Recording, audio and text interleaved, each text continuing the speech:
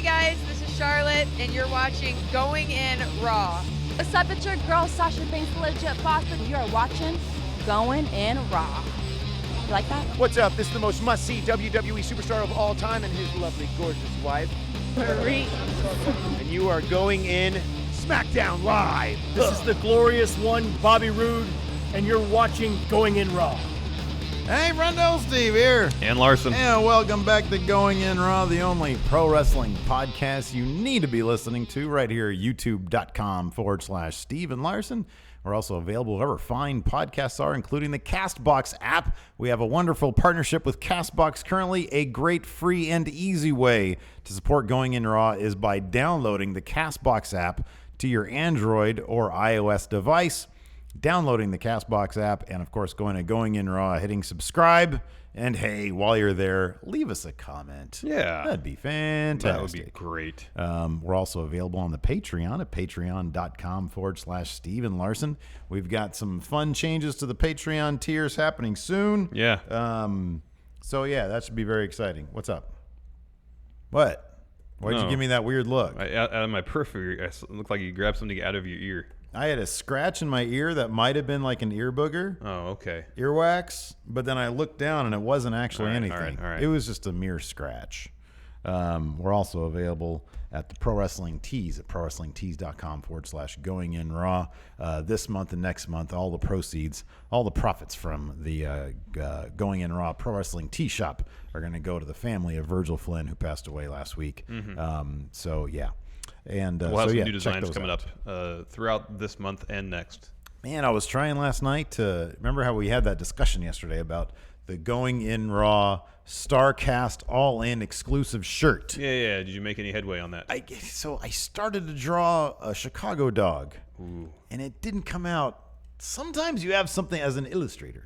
And Well, I'm no, not I think as in any creative endeavor, you have something in your mind that you want to accomplish. Filmmaker, musician. And try as you might, you can't get it out in the same way that you have it in here. I No, know completely what it understand looks that. like. I know what it looks like in my head. I could not get it on my iPad because that's how I do my drawing these days. Yeah. But I'm going to keep working Can on I it. see it, please? It's I not didn't here. mean, I didn't mean right now. I just meant at some point. Oh, Is it a matter of simply execution?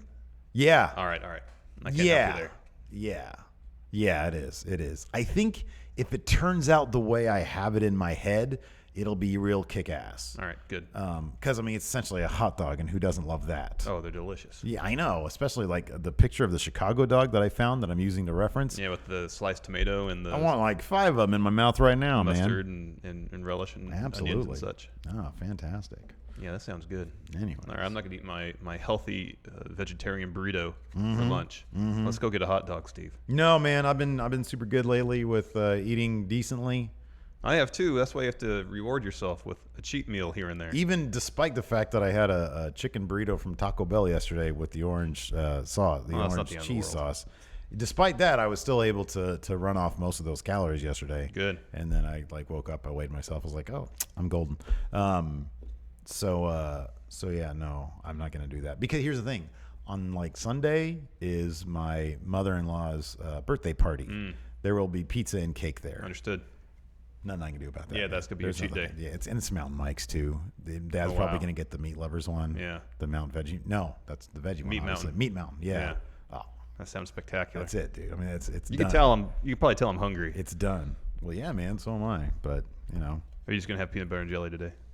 Well, I didn't. Once again, I'm late every day. I get here later than I want to. Yeah. Every day. And I keep on telling. I'm going to stop off at the store and grab some bread and. How about this? What After else we're I done need. here, we'll go to the store. You can get bread. I'll get me a couple rock stars. We'll be in business All this right, that afternoon. sounds good. That sounds good. Because we have to fill a bunch more orders. And we gotta do Matt Chat today. And we got to do Matt Chat. I love Matt Chat though. It's my favorite. And then tomorrow I gotta shoot episode 2 of Super Kicks. Cool. Awesome. Yeah, that's So I exciting. can get up first thing Friday morning. Cool. Cool. That's cool. when the shoes go on sale. Oh yeah. Anyways, we're here to talk about wrestling. Smart programming strategy. I've been doing this YouTube for a while. Let's talk wrestling. That's what we're here to do. Yeah, we are. Oh, I forgot to tell you about the. Never mind. What? We'll talk about that later. No, you brought it up. Now you have to tell me. No, I can't. It's the thing I can't talk about on air. I hate you do that to me a lot, you know. You do that to me all the time, dude. When you're like, hey, I got something, you text me, hey, I got something, but I got to talk to you. I don't want to do that. I don't want to do that. I know you want immediate gratification. I know. Yes. Sometimes it's not possible, Steve. This is the year 2020 or 21, whatever. 2018. 2017. Oh, I was listening to something. I don't know why we're way off track here. I was listening to something. Oh, I was listening to The Right Time with Bomani Jones today. I love Bomani Oh, Jones. he's great. He's fantastic. His latest episode, fantastic. Check it out. I will. And what I like about his show, it reminds me a lot of Trio Woe, where his show is about sports. Sure, yeah. But in the middle section, I like the last 2/3. I think it's a segment called what you might have missed, and he talks about just general news stories. One of them today was about self-driving cars. Oh, yeah. And how cities are planning their city planning for self-driving cars. Yes. And they were talking about in New York City, there were plans to get rid of not plans from the city of New York per se, but somebody has plans to get rid of the New York subway system entirely. Oh, that's a bad idea. And convert all the subway tunnels pave them over. Yeah. And use it for self-driving cars, as if that's going to alleviate the insane traffic congestion in New York City. That one didn't make any sense to me. Yeah. But anyways, I mean, a lot of it in there was about whether that technology be ready in 2 years or 20 years, so on and so forth. Check it out; it's a good listen. I'm telling you, man. Still not. I like driving. I'm not into self-driving cars. I know. I get that now. You need to look ahead, though. You need to get out of your box and look ahead, because that's where the future is: self-driving cars. You want to make a lot of money? Invest in self-driving cars right now. I don't know, man. And you will make so much money, because that is the future. As soon as the government starts saying, "Hey," something tells me there's a lot of upfront costs associated with self-driving cars. Oh, it's the same thing as a bullet train. We're about to get from Sacramento to L.A. in half an hour. Have they even broke ground on that? Yes. Oh, that's right. They did some work in the Central Valley. Yes, they have. That's a multi-billion-dollar project Yes. there. We went to the Railroad Museum, and they have like a prototype of what the car is going to be. Ooh, that's awesome. Bullet Train Museum. Can't wait for that one. That's going to be great. Deadwood movie got greenlit too. Saw that. It's a great day. There's so of much news. great news today. Yeah. The Bullet Train, self-driving cars, and Deadwood got Not so greenlit. much self-driving cars, but yeah, the Deadwood news is great. I think the green light means that they've lined the schedules up. Well, I mean, I think primarily means they have funding. Well, they applied and got approved for a tax credit thing like a while ago. Are they going to shoot it in the original set area? Oh, I doubt the set's still there. That was 15 years ago. Yeah, I doubt it. Yeah, But I have no idea. I don't know. It's very exciting though. you know, it's great news. Anyways, we about talked about SmackDown. 10 minutes and haven't mentioned wrestling once. Let's talk about SmackDown. Yeah, good show, fun show. SmackDown. It's always a fun show. Yeah, it is. Show starts with a shot of the limo pulling up to the arena. Out of the limo, first The Miz. Next, Maurice. Yeah. And then third, Little baby. a baby, It's my little baby. Monroe, Yeah, Monroe. or so we're to believe. Oh, well, hold on. Yes. Yeah, hold off on that. Anyways, Crowd popped too. Yeah. When they saw Miz, they popped. People are hyped about Miz and Mrs. I didn't watch the first episode. nor did I, but I think people are hyped about Miz and Daniel Bryan. I think people just like the Miz in general. Dude. Well, that's true. Yeah. Next, back inside the arena after the opening video package, Randall Orton walks down to the ring and drops, I think what can best be described as a heel promo, even though he wasn't exactly getting a full-on heel reaction from the audience. Because he came to the ring, he was standing there in the middle, and people were still cheering him. Okay, so I had a question on Twitter the other day when somebody asked, "What exactly is a legacy pop?" We just witnessed it. Yeah, or you just by your mere presence, you get applause. Because the gist of his promo was, the best part for me was when he said, you don't respect me because I didn't pay my dues in bingo halls. I didn't steal the sweet hand gesture. And he throws up the too sweet. And so he's running down people for not appreciating that he... Some of his points were good points, though. They were good points. You don't respect me because I don't change my merch color of my shirts every other month. His merch is really bad. I know, but it was the John Cena thing. Yeah, right. Which is true. I do appreciate that. Yeah. That granted, his merch isn't very good, but he has like 5 pieces of merch, and it's 5 pieces of merch for about 6 months, and then they change it. Oh no, I like the John Cena. John Cena's merch is so on point. I would never wear any of it. No. I'm just saying in terms of the marketing philosophy behind John Cena's merch, where when he's around every month or so, there's a new shirt in a new bright color, and I understand I like that. It's pleasing to the eye. Yeah. But if you're a John Cena fan, it's going to milk you of all your money. And that's the strategy. I understand that. Yeah. But as a fan with limited means, and if you want to be a completist, it's an issue. Look, man, no completist can have limited means. No completist can do that. That's the thing. If you're a completist, you need to be all in. All right? I don't know about that. I think that's true. Well, I think you could be all in, but I think you got to be advantageous, and when you take advantage of, say, sales, clearance items, and you can complete your collection that way. Do you think he went heel enough? No. And that was kind of the problem. Because it was the kind of, hold on a second, it was the kind of promo that was heel, but it was also because it had good points and he wasn't really lashing out at the crowd. He was just making good points. It didn't really get people to boo too much for the guy. Well, he kind of said, you know why I did that to Jeff Hardy? Because all of you. So he put the blame on not himself for his actions, but the WWE Universe, which I guess was an attempt to cut a heel promo. But yeah, he didn't, go far enough. Do people really boo Samoa Joe promos? No, because they're great. Because they're great. And this was a really good promo from Randy Orton. Yeah. It was, I'll put it this way. It was good for Randy Orton, and it was also the best we've seen from him in ages, in a very long time. And there was a lot to do. There's a lot of verbiage you got to get through. And he was building himself up, which people want to pop for because they remember, oh, yeah, you are really good. And he dropped the letters. He said, the most devastating 3 letters in pro wrestling, RKO. He's got to not do the RKO. He's going to get a pop if he does the RKO. Well, yeah, but that was kind of why the promo, like, people were still kind of cheering him. But also, it's just a legacy thing. Like, they're so used to, like, popping when his music comes on. He's going to have to do a lot more. And here's the thing also. When he put his finger through Jeff Hardy's earlobe, yeah, it was brutal. It was also kind of cool. Yeah. People were talking about that. It's like, creative. He's the villain we all kind of love now. Yeah. And that's going to be, it's kind of the same thing as Samoa Joe. We all love him because, ooh, he's cool. Yeah, he is cool. He's super cool. So you got to, I don't know how you fix that. The best summation of legacy pop I can think of is it's a salute, a recognition of a person's career, sum total of it, and what the entertainment they brought to you as a fan. One of the best, and we saw it literally last night, one of the best workers out there who is so good at fighting the legacy pop now is The Miz. Like, people are popping for him. People really like The Miz, but he does a really good job at turning that back on them. He really knows how to get under people's skin to make them boo him again, even though he has to fight it when he comes out. But then there's another aspect to it, though, too, is that he's so good at doing that. People appreciate that, and their first instinct is to boo, and then they realize, oh, no, that was really good. Yay! John Cena's like the opposite of that. He comes out and people boo, and they sing John Cena sucks, but he's really good at getting them then to cheer him. So he has like a legacy boo that he can then instantly, because he's so good, get them to cheer and get on his side. I know. So anyways, if they really want to get Orton over as a heel, stop doing the RKO. Just stop doing it. Yeah, and he has to, I don't know. I mean, I think it's more vicious. I agree with that, but yeah, he has to do things that are vicious and kind of not cool. Yeah. Putting your finger. People were buzzing about that finger thing, the ear thing. People were buzzing about that, man.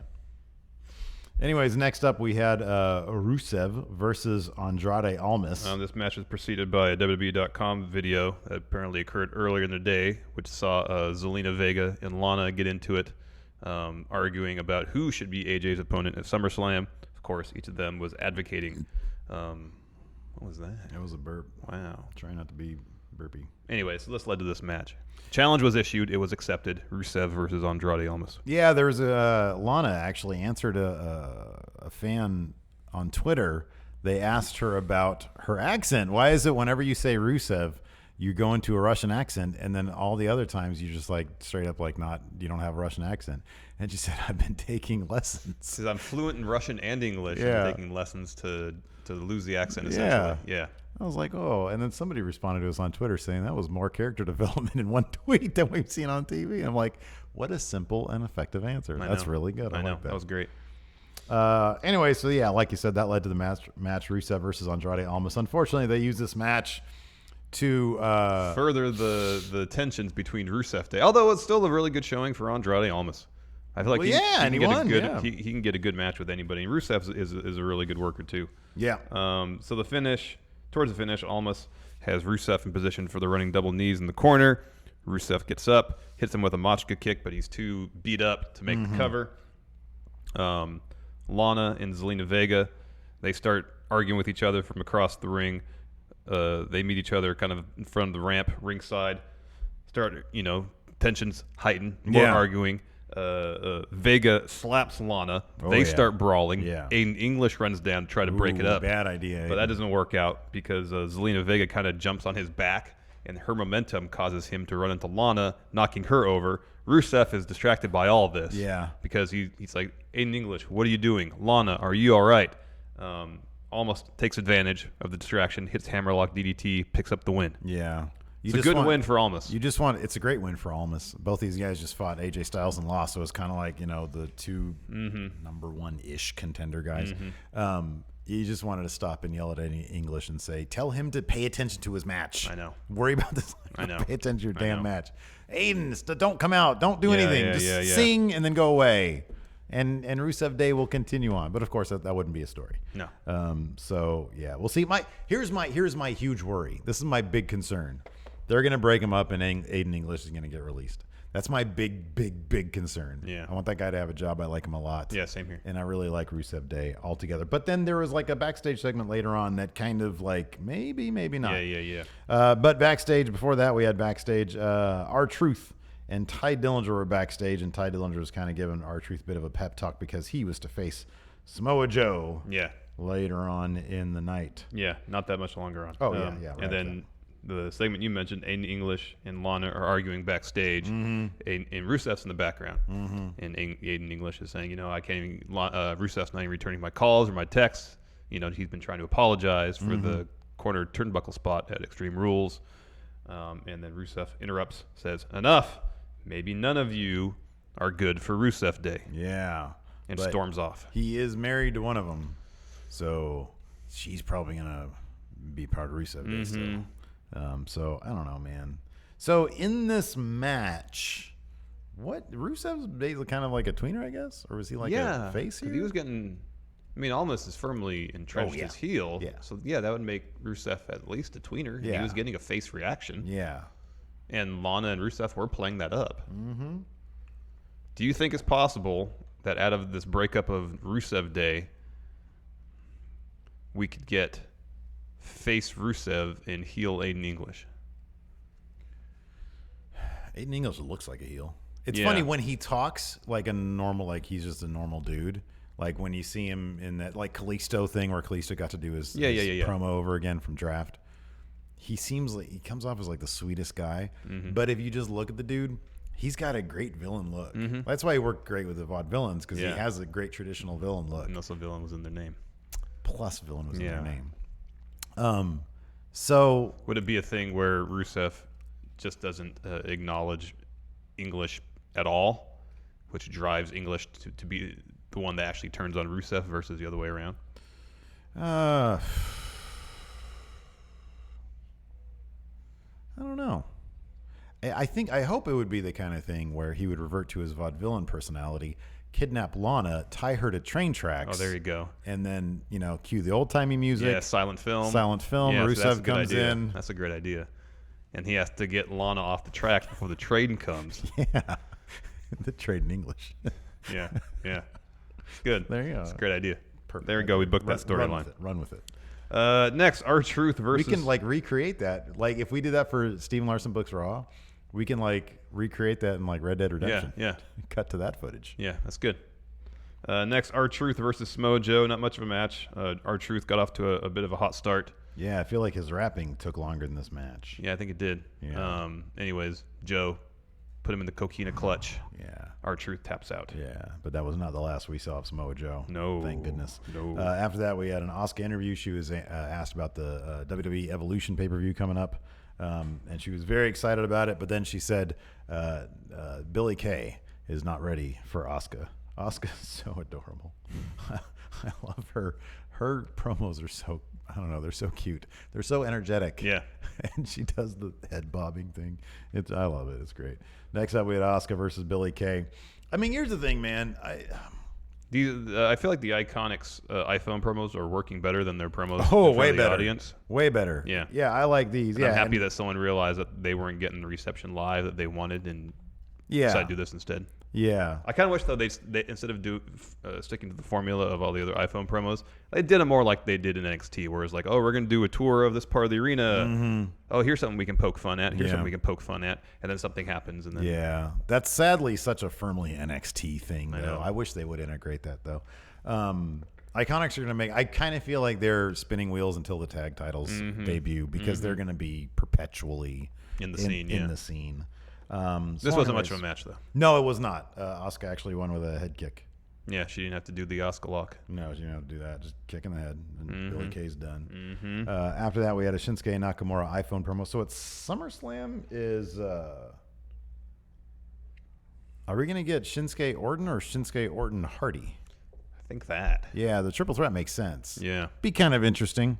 So Shinsuke, he delivered a promo. I forget exactly what he said, but towards the tail end, he said, Randy Orton, be careful because this, I also bite. Yeah. Something like that. He called Randy the Viper. Yeah, right. So yeah, that's a good use of a card, of a spot right there, of a match. Triple threat for the U.S. title. 3 decently big names. Next. Sorry, go ahead. WWE title SummerSlam contract signing with Paige.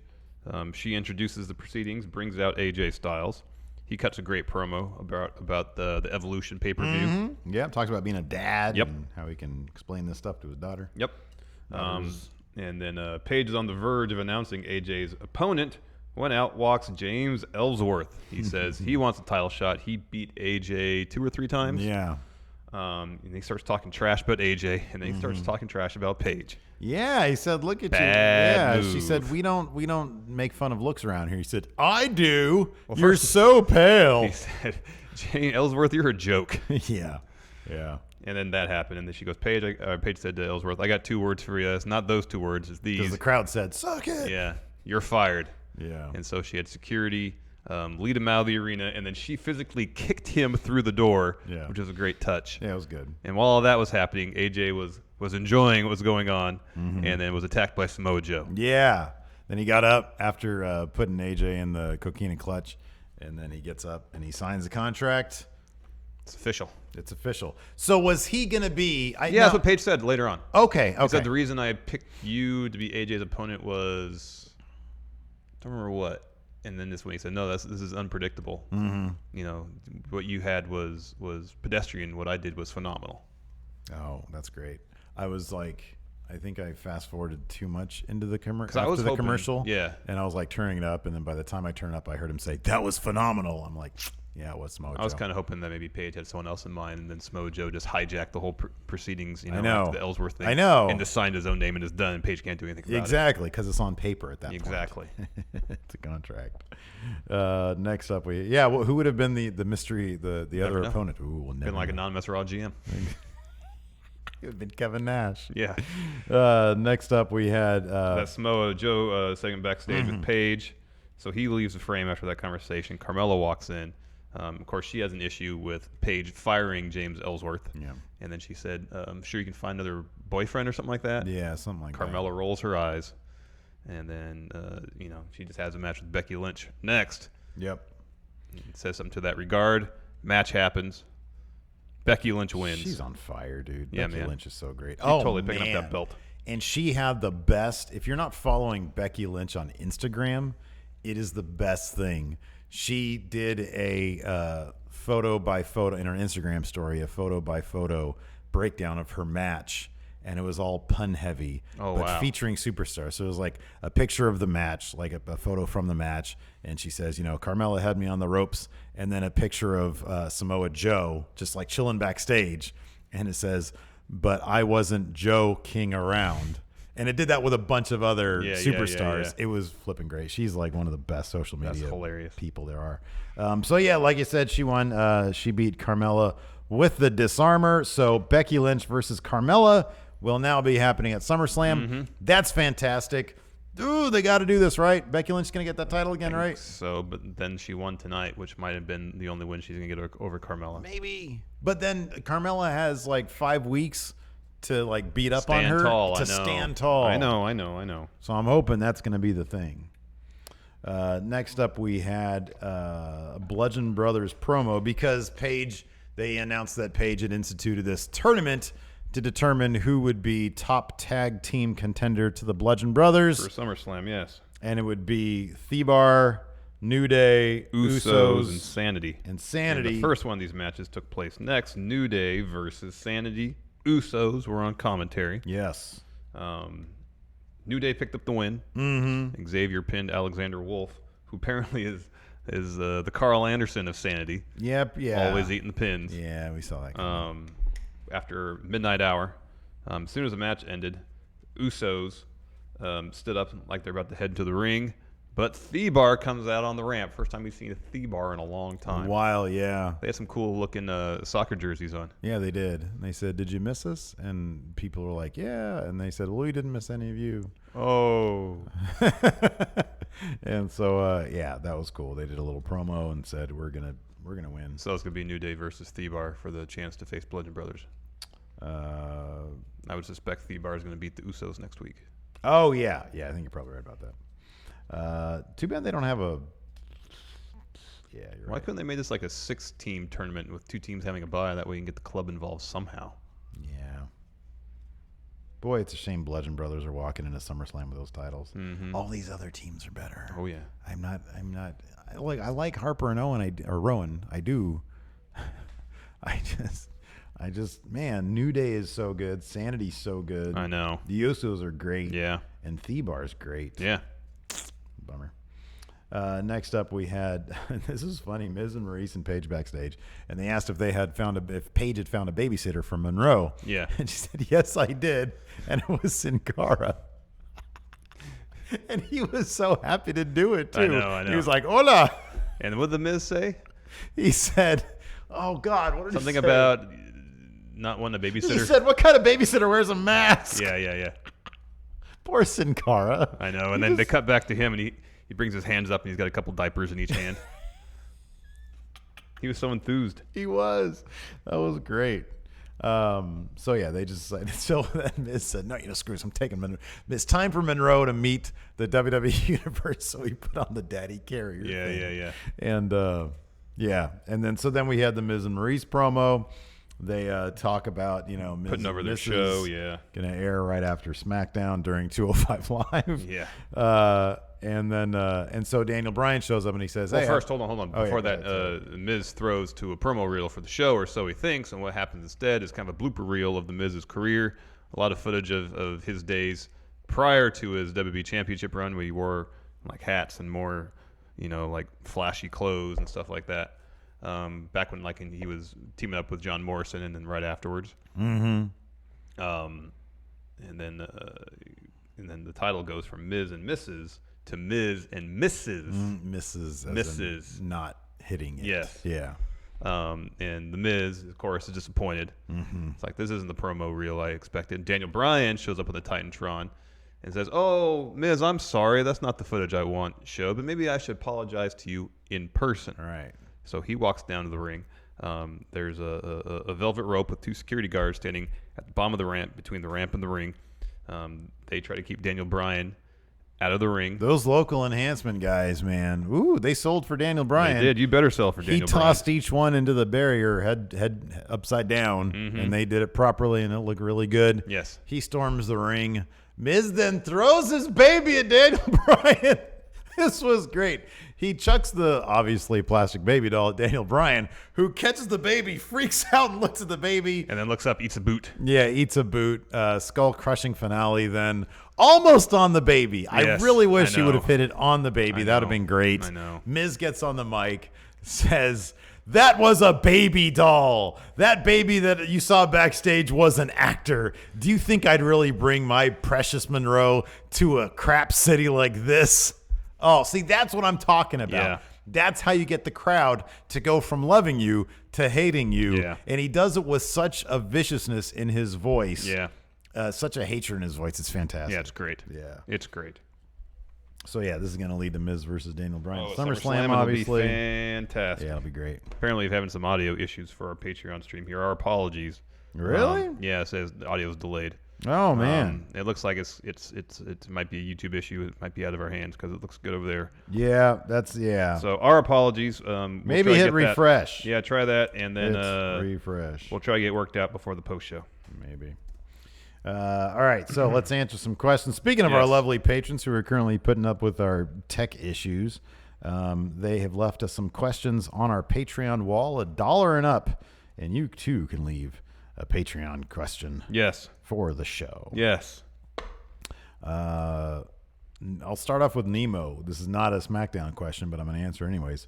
Which Starfleet crews are which New Japan factions? Oh, wow. So I would say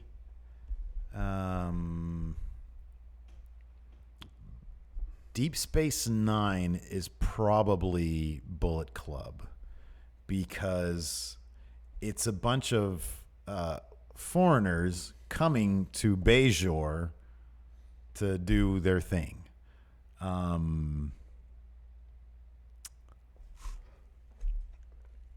Next Generation crew. Next Generation crew, well, they're like institution. They're like So Chaos. because Picard is like Starfleet God. He's the Okada. Yeah, Picard is Okada. Yeah, Chaos. Then. Okay, that's good. That's chaos. Yeah. Who's Suzuki Gun? Original? Or are they more Yeah, LIJ? no, because Kirk ended up being sort of an old bastard who was pretty violent. Yeah. You know? So, yeah, no, original crew is, you seem to be getting such a kick out of this. Original crew, Suzuki-gun. But then who is LIJ? Well, who's cool? It's not Voyager. Voyager's like the nerdiest crew. Maybe like the Discovery, like the new ones, because there's like a bunch of weirdos there. All right. They're kind of weird. All right. Maybe they're the new ones, and they're cool. I like them. That new trailer is hot. I haven't seen it yet. Holy crap, it's great. Yeah. The reimagined like original because they've got the Enterprise in this. Yeah, right? yeah. But they've got Christopher Pike, like the original. Yeah, captain. yeah, yeah. But like, and they've sort of redid. Oh, I saw that still. The guy they got to play Pike, and That's better than the flipping movies. Like the new, like the yellow shirt. That also he's, the captain actor shirt. that's playing him. Oh man, Like almost looks identical to the Yeah. person who played Pike 50 years ago. yeah, I know. Oh man, they did a fantastic job. All right, I think we did it. Oh, Taguchi Japan. Oh, Voyager. All right. Clowns. Landmaster 2911, for the love of God, Larson, just take it off. Richard Nason has an interesting response. I have a box of hot tamales and the Blu-ray of Clockwork Orange if Larson goes through with this. Oh my goodness gracious. We got a bunch of weirdos, man. I'm telling you, weirdos. Let's see here. Unretired Dwayne Nix, Samoa Joe versus AJ Styles, the match we all wanted at SummerSlam. How much time do you guys see Vince giving this match? 10, 15, or 20 minutes? P.S. This match should be the show stealer at SummerSlam. I agree. I hope they give it somewhere between 18 and 22 minutes. I would think 20 minutes is reasonable. Yeah. It's the WWE title, for goodness sakes. What are the chances Joe wins that thing? I don't think so. No? No, I don't think so. No? I think Really? they're giving AJ a really long run. He's going to hold that belt until the game's released. Probably right. As soon as he may drop it, if at all, Boy, that'd be something. is Survivor Series. No, That'd be that'll be something. champion versus champion probably. So it'll be Rumble. But I could totally see him carrying that belt into Mania. The problem is, I'll say this. If Braun cashes in and ends the show as Universal Champion, we have a really good chance Samoa Joe. I get your point about the game, and I kind of agree with you. Oh, in terms of the go home happy moment for fans. Yes. But If also- Braun stands tall with that, they bury the WWE title. Exactly. They don't care. It's going to go on like fourth to last. Yeah, you could be right about that. It's going to be a distant memory by the time that main event comes You're around. probably right. Chuck, the bipartisan gamer, sips. Will WWE make mention of Joe and AJ's past feud, other than to see they have battled around? Other than to say they have battled That's exactly what they'll around say. the globe. Past feud. They've been in a feud together before. Not that I'm aware of. I've never heard of that before. Six-sided sexagon. X. Yeah, no. Will we see an AJ heel turn before he loses the belt, similar to how CM Punk turned heel during his long title reign? It would be possible against Daniel Bryan. Yeah, maybe. That would make Daniel Bryan versus AJ a lot more interesting. Yes. I think I'd rather. Well, I don't know. What would people accept more, AJ heel or Daniel Bryan heel? AJ. I mean, it's a tough situation for either because they're so beloved. I just feel like Daniel Bryan's been around longer, and people want to see him reach the pinnacle again. Daniel Bryan makes a better heel though. Oh, he does. He's so good. He's the dude who's so good. He's so entertaining. He can't be not entertaining even as a heel. Then you run into the situation where he's such a good heel that people cheer him anyway. People are cheering the heel. I know. The Shogun. Sorry, go ahead. The Shogun Zodiac. Was tonight's promo the best of Randy Orton's career? It really felt like most of it was a shoot, and it's probably the most interested I've been in him in years. I think it's definitely the best promo we've seen from him in a while because it's something for him to actually do. It's like some motivation for him, and they have not given him proper motivation for anything anytime recently. You know, I know even when he held the title with Bray, even when he was doing that stuff. Yeah, I know his motivation seemed flimsy. Booby booby bum bum. Power rank jobs that James Ellsworth can do now that he's been fired. He's got his podcast, the Duh Cast. Yeah, he's still he can defend his intergender wrestling championship around the world. Yeah. Oh, that's a good one. CM Punk finds it inadmissible in court, said male escort. He could take the Buff Bagwell route. I guess so. Be male escort. But he'd have to be like a super cheap one. James Rodriguez kind of echoes what we said earlier. Yeah. Do you think it would have been more impactful if Joe was not the guy Paige picked to get a title shot, but rather to have it be so that Joe comes out and takes advantage of the situation by signing the contract, which would force him to be the new number one contender since he signed a legally binding contract? Yeah, I think that would have been interesting, but not what they did. Steve Standard, is this a heel Orton feuding with Jeff or a tweener feuding with Nakamura? Will the three-way rivalry really work out in the long run, or will it be Orton-Nakamura rivalry with Jeff on the shelf? No, I think it'll be hot once Jeff comes off the injured shelf. Because I'm assuming he's going to rest up for a couple weeks, maybe show up a couple weeks before SummerSlam. Yeah. Like he'll be gone maybe 3 weeks, show up, a week or so or 2 weeks before SummerSlam and get a huge return pop and be the big face for both these, kind of jerks. So I think it'll be fine. I think it'll be good. Steve Klain, hey, friendos, any chance we get Styles versus Joe as the last match at SummerSlam? No? Okay. Yeah, you just answered your own question. Not going to happen. Foxy the Foxy Fox. Hey there, friendos. What are the odds of James Ellsworth interfering in the Evolution pay-per-view to some extent? No, I hope not. I don't think for a second they would pull that. Yeah. I mean, I wouldn't put it past them, but man, they had to have no. They're pushing this like such a special thing. Taylor Solomon, did Randy modify an already sleeveless jersey into an even more sleeveless jersey? It looked like it. Yeah, it looked like it. You normally just be cut off here, and then he brought it up almost to halfway up. That's the thing. Bones. That's the thing you do now is you bring it up to here, and whoa! This might be question of the day. What? Last year, this is from Young Liam Wagner. Last year, we saw HBK come out as Colonel Sanders for KFC, Larson. Who would come out as the Burger King this year? Aiden English. Wow, that's perfect. Oh my gosh, that's perfect. Whopper Day. That's good. And then that should be his like permanent gimmick. Oh yeah, Burger King. Burger King. This is a good question. Discord Wolfpack's demonetized Balor. Reasons contract signing wasn't the closing segment. Come on already. Imagine the drama if that had played out at the end of the show. I mean, I understand it wasn't the closing segment because they had Miz and Mrs. to toss to at the end of the final segment of the show. Makes perfect sense. But imagine the show had ended with Joe signing that contract, and you don't know with any certainty that he was supposed to be the person to sign that contract. That'd have been heavy on the drama. I would have liked that. Yeah. Had to wait a whole other week to find out if he was, Paige's intended number one contender. Yeah, that'd have been good. That'd have been good. Let's see here.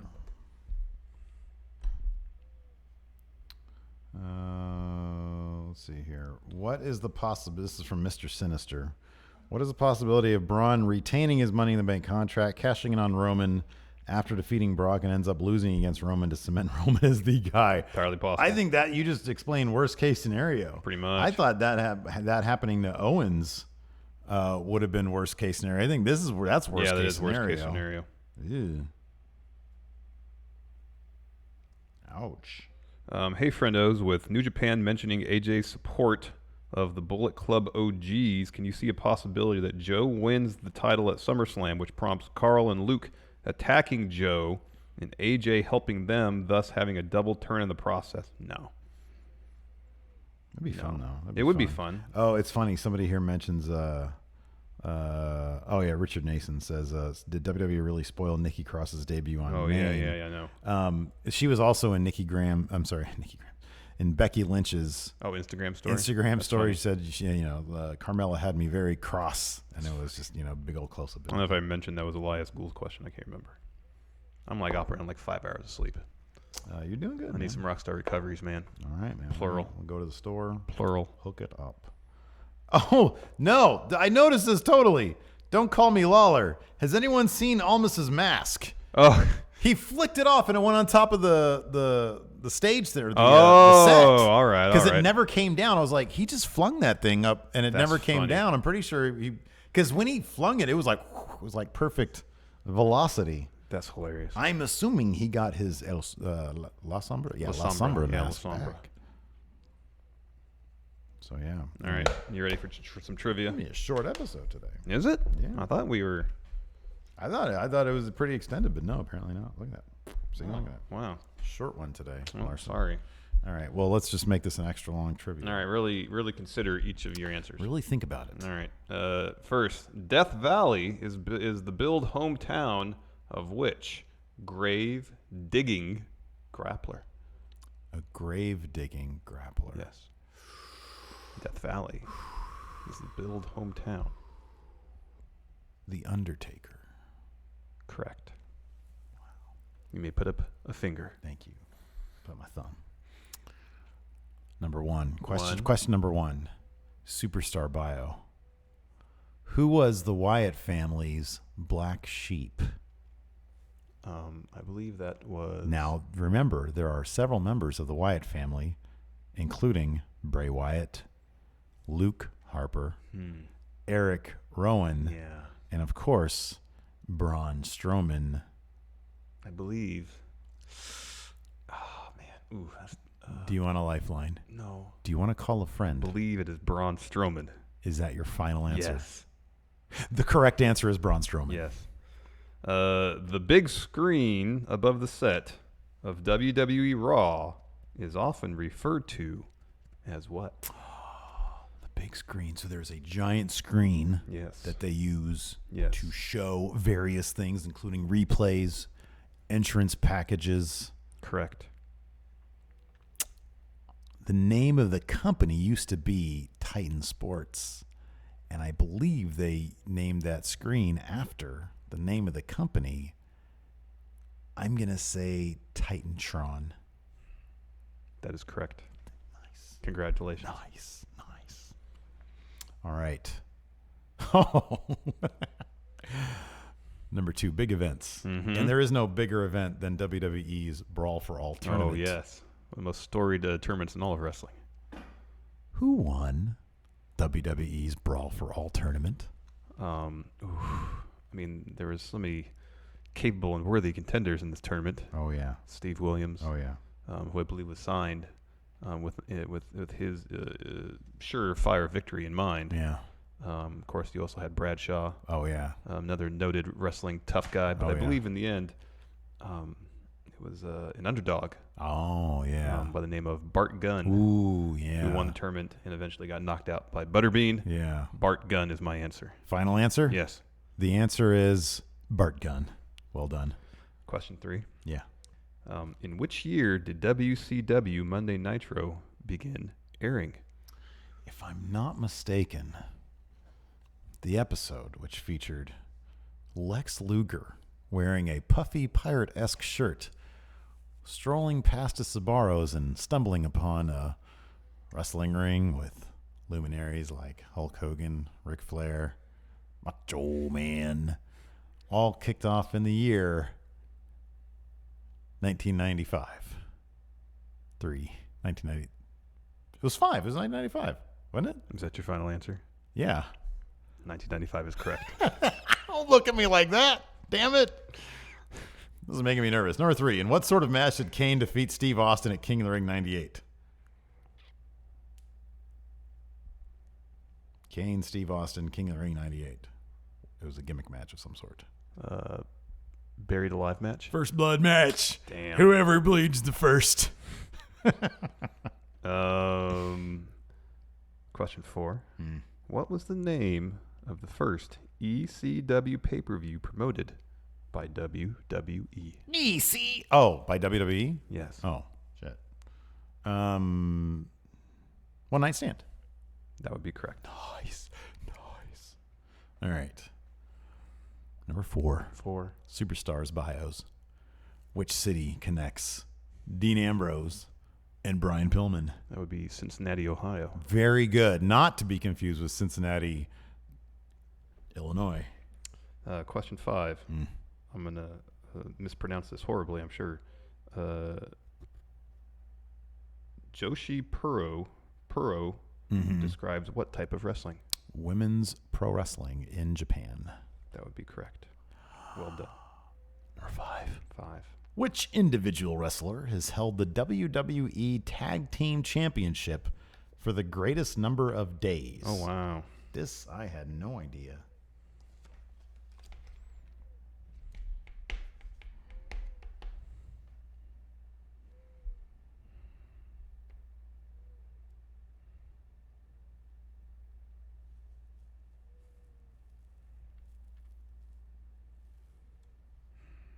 Goodness gracious.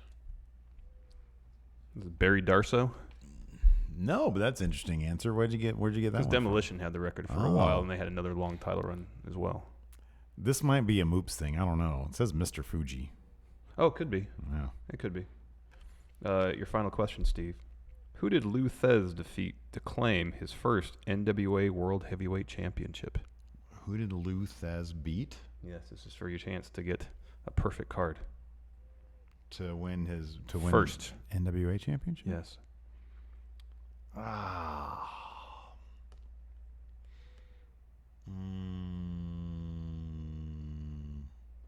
George Hackenschmidt?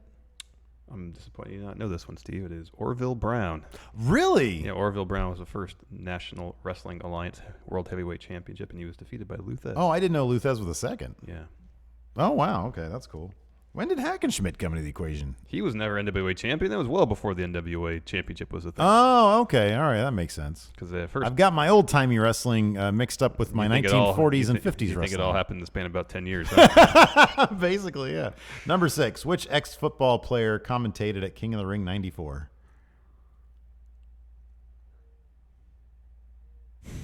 I don't know. So I'll say Merle Olsen. Art Donovan. I know the name. I got 5. I got 3. All right. I get 2 of these bad boys.